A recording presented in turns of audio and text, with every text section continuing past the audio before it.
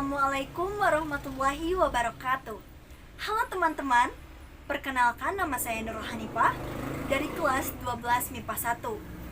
Di sini saya akan mereview salah satu novel yang telah saya baca yang berjudul Di Bawah Langit Jakarta.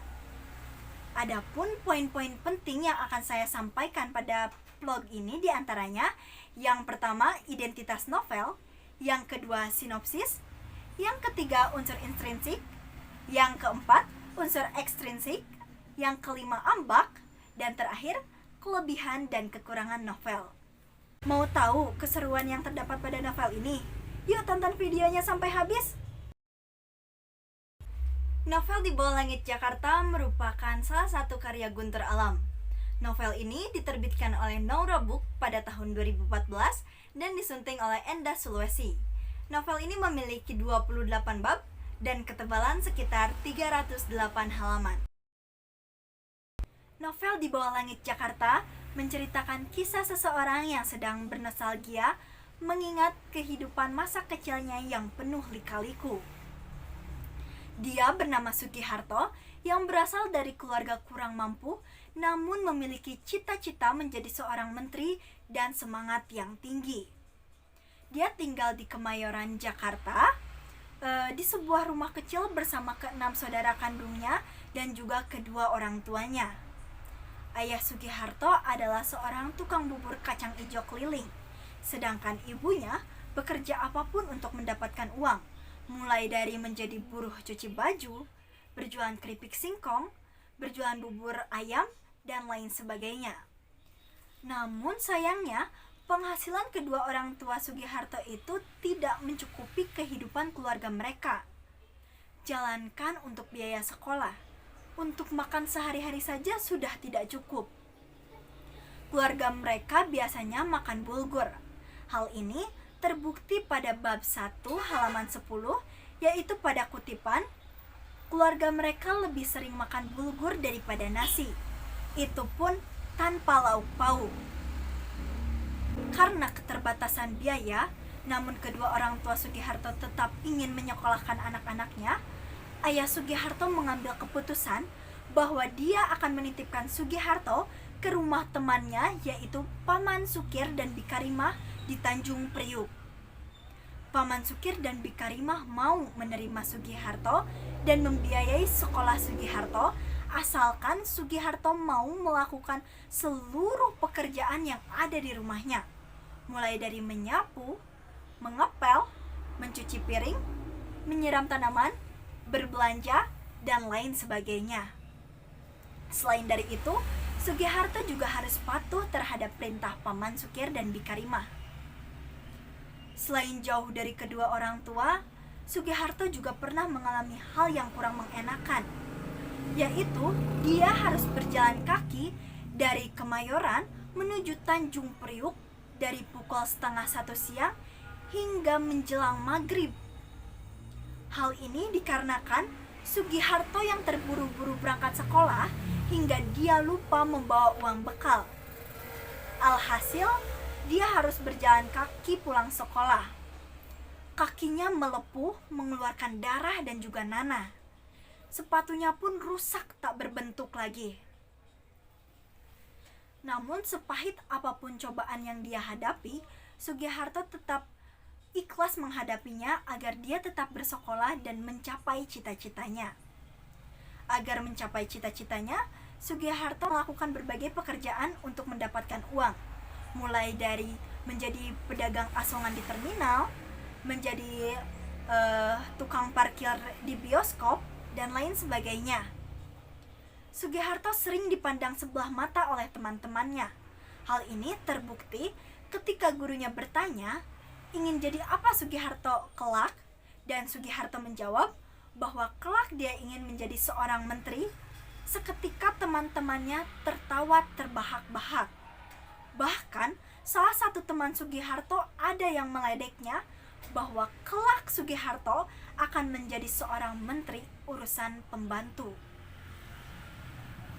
Di akhir cerita, Sugiharto dapat menyelesaikan kuliahnya di Universitas Jayabaya jurusan akuntansi dan diangkat menjadi seorang menteri BUMN pada periode 2004 sampai dengan 2007 yang dipimpin oleh Presiden Susilo Bambang Yudhoyono. Unsur intrinsik yang terdapat pada novel Di Bawah Langit Jakarta. Yang pertama ada tema. Tema pada novel Di Bawah Langit Jakarta adalah pantang menyerah dan semangat juang yang tinggi. Selain dari itu, novel Di Bawah Langit Jakarta juga memiliki sub-sub tema yang menarik, di antaranya percintaan, persahabatan, ekonomi, dan lain sebagainya. Selanjutnya ada tokoh.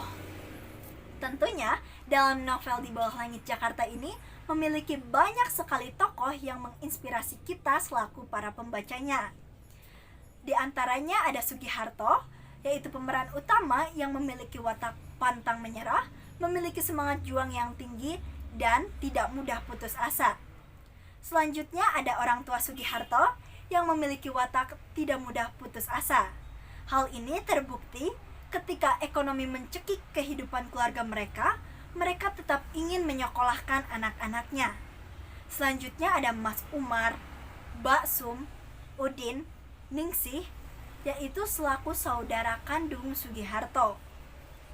Selanjutnya ada Paman Sukir dan Bikarima. Nah, Paman Sukir dan Bikarima ini memiliki watak baik hati dan suka menolong loh. Selanjutnya ada Mas Ageng dan Lilik.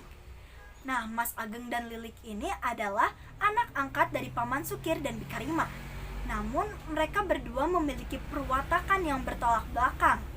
Mas Ageng memiliki watak pekerja keras, sedangkan Lilik memiliki watak suka bermalas-malasan dan suka marah-marah. Selanjutnya ada Wati, yaitu gadis yang dicintai oleh Sugiharto yang memiliki watak ramah dan suka senyum. Selanjutnya ada PI, yaitu sahabat Sugiharto yang memiliki watak ceria dan pekerja keras. Unsur selanjutnya ada latar tempat. Latar tempat pada novel ini terjadi di Kemayoran, Jakarta, tepatnya di tempat tinggal keluarga Sugiharto, dan juga di Tanjung Priuk, Jakarta, yaitu tempat tinggal Bikarima dan Paman Sukir. Selanjutnya ada latar suasana. Latar suasana yang terdapat pada novel ini adalah sedih. Hal ini dikarenakan novel ini menceritakan lika-liku yang dialami oleh Sugiharto selama dia ingin mencapai cita-citanya. Namun novel ini bahagia di akhirnya karena Sugiharto dapat menggapai cita-citanya, yaitu menjadi seorang Menteri BUMN. Selanjutnya ada latar waktu.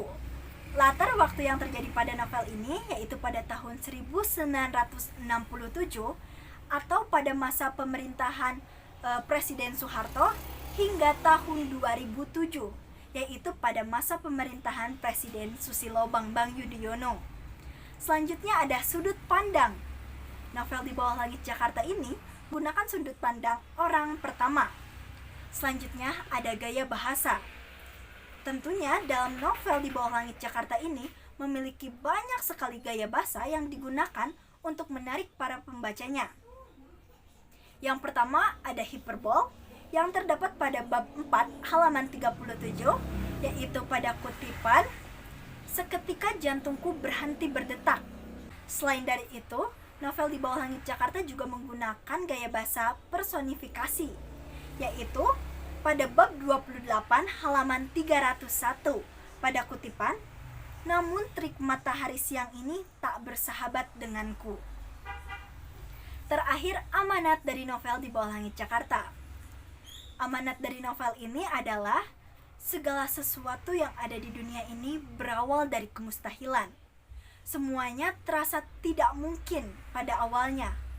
Namun, apapun menjadi nyata dengan kerja keras dan semangat yang tinggi. Yang pertama, nilai sosial. Novel ini mengajarkan kepada kita agar saling tolong-menolong antar sesama, seperti yang dibuktikan oleh Bikarima dan juga Paman Sukir yang membiayai Sugiharto dan juga Mas Umar untuk bisa sekolah. Yang kedua, ada nilai moral, yaitu pantang menyerah seperti yang ditunjukkan oleh perjuangan Sugiharto dan juga keluarganya. Apa sih manfaat novel ini bagi saya? Setelah membaca novel ini, saya merasa lebih bersyukur atas hidup yang saya jalani sekarang. Karena nyatanya banyak orang di luaran sana yang memiliki kehidupan kurang beruntung. Selain dari itu, saya juga lebih bersemangat untuk menggapai cita-cita saya dan membuktikan kepada dunia, terutama orang-orang yang memandang saya sebelah mata, bahwa saya mampu menggapai cita-cita saya. Kelebihan dan kekurangan novel Di Bawah Langit Jakarta.